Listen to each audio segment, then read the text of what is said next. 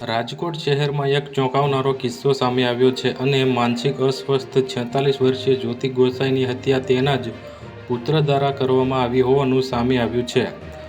માતાની હત્યા કર્યા બાદ પુત્રએ વોટ્સએપમાં સ્ટેટસ પણ મૂક્યું હતું, જે સ્ટેટસમાં લખ્યું હતું કે I am kill to my mom, loss my life, તેમજ માતાની હત્યા કરી હોવાની જાણ પુત્ર નિલેશ ગોસાઈ દ્વારા પોતાના મિત્રને પણ વાત કરી હોવાનું પોલીસ તપાસમાં સામે આવ્યું છે।